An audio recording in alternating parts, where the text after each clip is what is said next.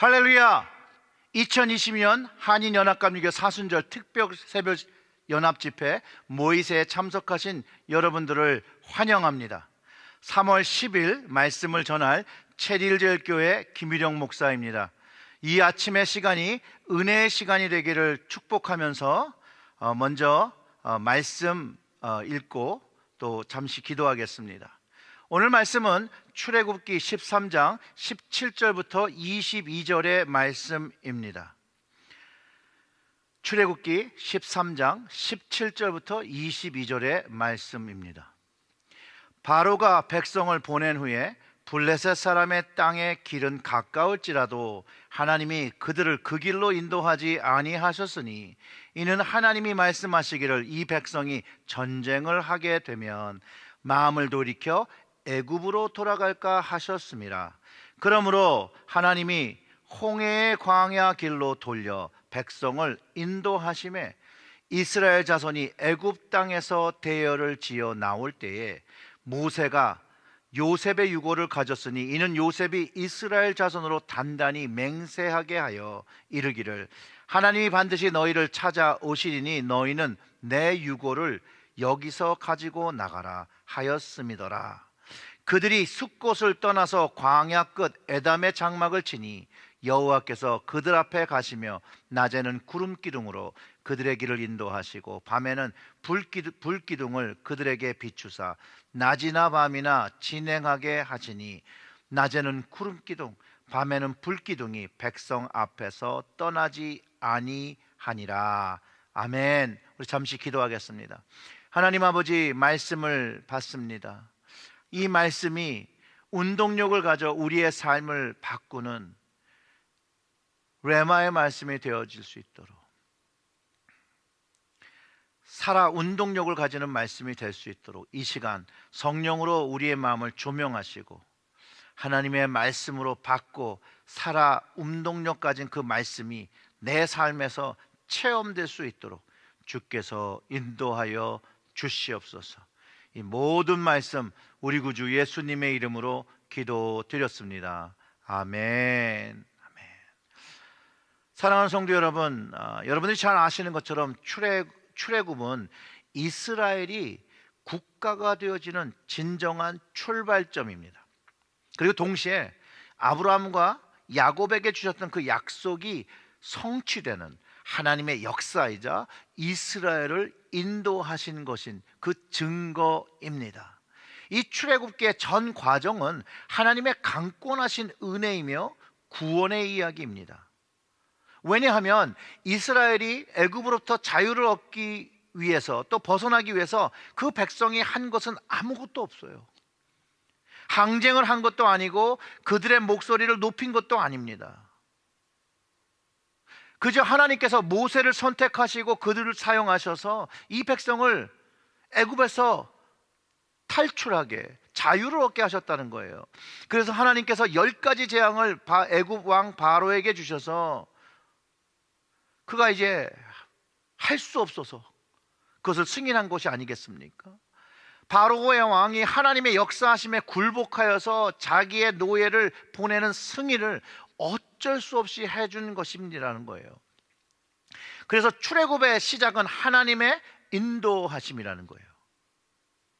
그래서 오늘 그 말씀, 그 시작과 끝이 모두 하나님에 의해서 인도하심을 받았다라는 거예요. 그래서 제가 제목을 그렇게 드렸던 것입니다. 시작과 끝을 인도하시는 하나님. 사랑하는 성도 여러분, 우리를 인도하시는 하나님은 우리가 무엇을 잘하고 성취했기 때문에 우리를 구원의 길로 이끌어 주시는 것이 아닙니다. 그냥 무조건적인 하나님의 사랑이며 은혜라는 것이에요. 그리고 하나님께서 스스로 말씀하신 그 말씀을 지키시는, 그 약속을 지키시는 것이라는 것을 꼭 이해해야 합니다. 많은 사람들이 하나님께서 약속을 지키셨다면 왜 이스라엘 자손들이 애굽의 노예가 되었어야 합니까? 라는 질문을 할 수 있어요.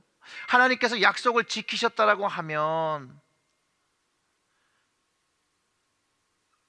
애굽의 노예가 되지 말았어야 한다라는 분들이 계시죠.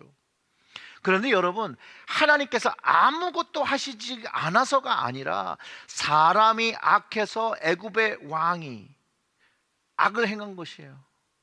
요셉을 알지 못하는 왕으로 이제 바뀌었을 때 이스라엘 백성의 자유와 권리를 빼앗아서 종으로 삼았다라는 것이에요. 이것이 하나님 앞에 죄를 진 것이죠.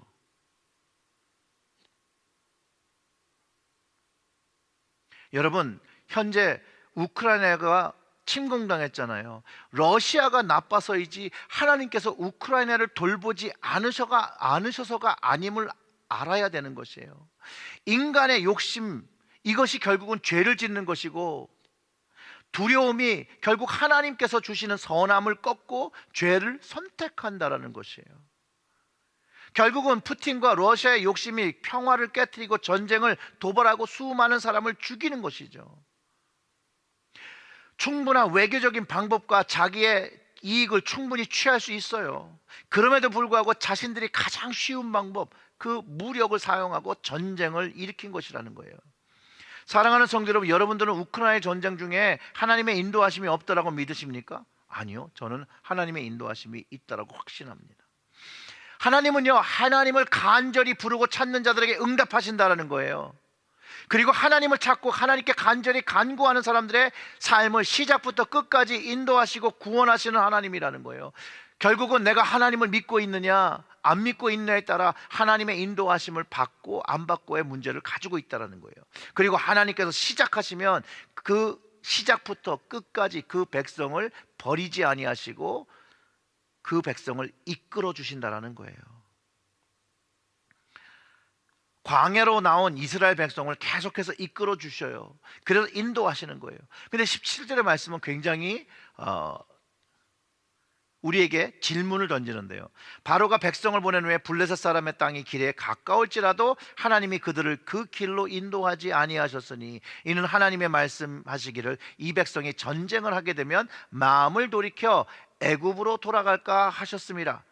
블레셋 땅으로 지나가면 빨리 갈 수 있는 짧은 길이 있는데, 이 이스라엘 백성의 지금 현재 상태에서 블레셋 사람과 전쟁을 하면 대다수가 애굽으로 다시 돌아가게 되니까 하나님께서 그 약속하신 그 가나안의 땅으로 이들을 이끄시기 위해서 돌아가는 길을 선택하셨다는 거예요. 그래서 하나님이 홍해의 광야의 길로 돌려 백성을 인도하심에 이스라엘 자손이 애굽 땅에서 대열을 지어 나올 때, 결국은 하나님은 빠른 길, 쉬운 길로 그 백성을 이끄지 않고 그 길로 이끌 때 그들의 믿음이 흩어질 수, 어떤 상황이 바뀜으로 인해서 그 믿음이 무너질 것을 아셨기 때문에 더 어려운 길로, 믿음을 세울 수 있는 그 길로 이끄셨다는 거예요.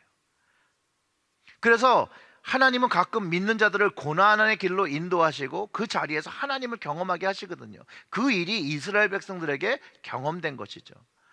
고난의 광야의 삶에서 하나님은 이스라엘 백성이 오직 하나님을 신뢰하기를 원하셨기 때문에 그 길로 인도하신 거예요. 아무리 장애물과 어려움이 있더라도 하나님을 의탁하고 따라갈 때 하나님의 도움으로 해결되어지는 것들을 경험하라고 그 광야의 길로 이끄신 거라는 거예요. 그리고 그 하나님께서 인도하신 이 홍해 광야에서 전능하신 하나님이 누구인지를 경험하게 되는 것이에요. 어떤 경험이죠? 결국은 홍해가 갈라지고 그 홍해를 걸어서 건너는, 바다를 건너는 그 구원하신 하나님, 전능하신 하나님을 경험하게 되는 것이에요. 그리고 그 인도하신 하나님, 이 백성을 광야를 지나서 가나안이라는 명확한 장소로 이끌고 계신 하나님이었다라는 것이죠. 그래서 애굽을 떠날 때 요셉의 해고를 취해서 가나안으로 가는 그 약속도 성취하게 되는 것이죠.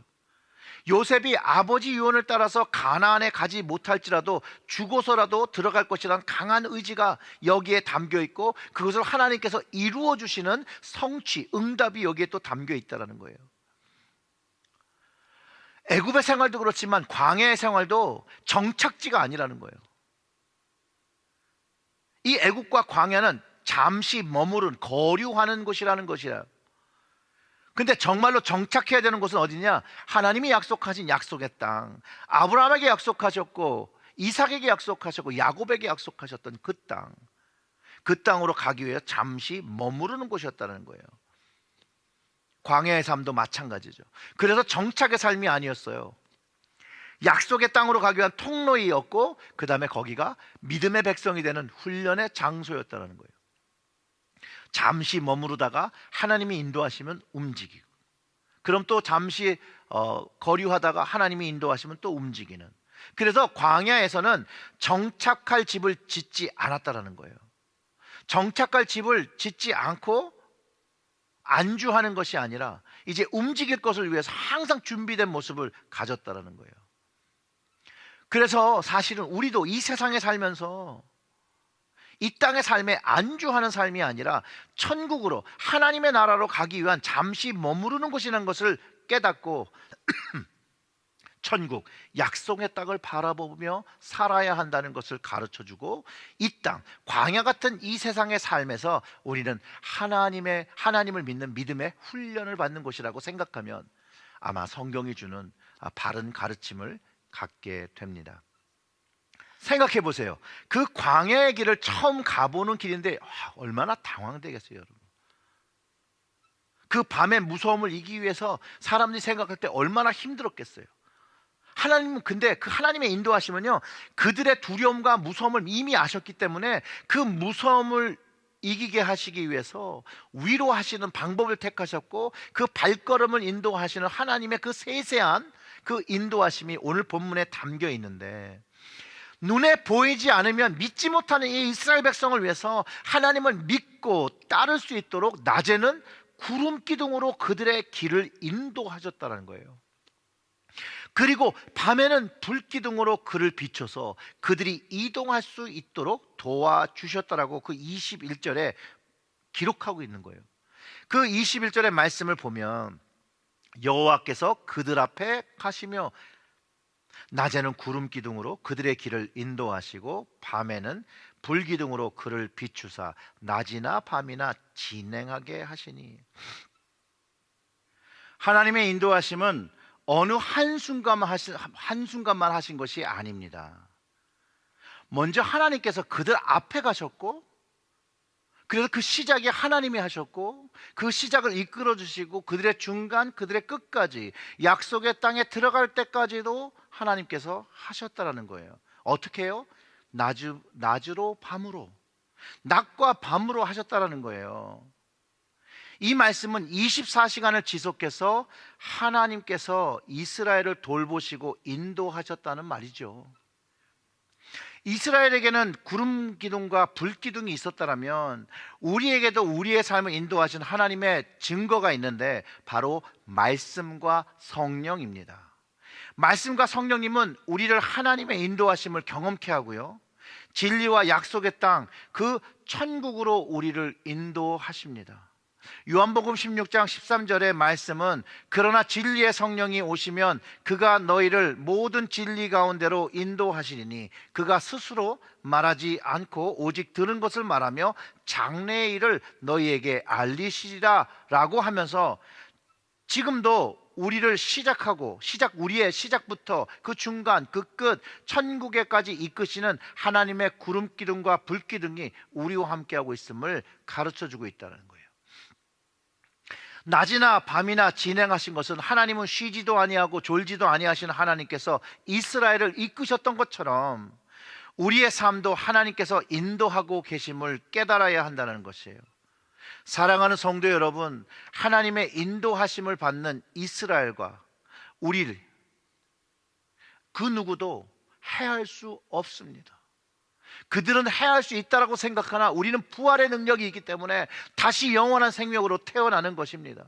왜냐고요? 하나님께서 낮과 밤으로 우리를 지키고 계시고 우리의 생명을 주관하고 계시고, 이 땅의 생명만이 아니라 영원한, 우리는 그 천국의 그 영원한 땅으로 가는 그 영원한 생명을 가졌기에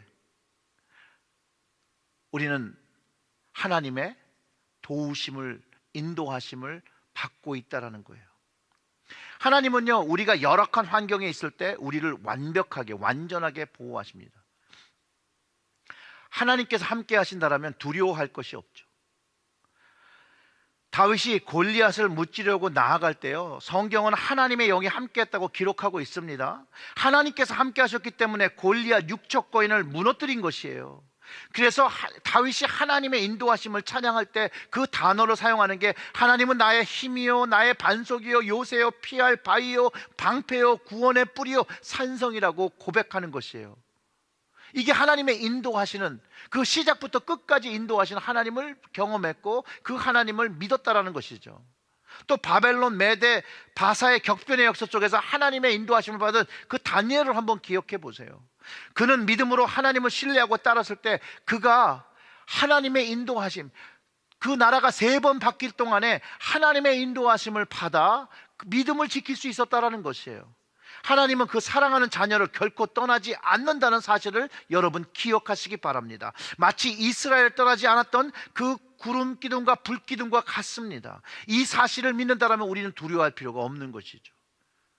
우리의 시작과 끝을 인도하시는 하나님을 믿는데 두려워할 필요가 없는 것이죠.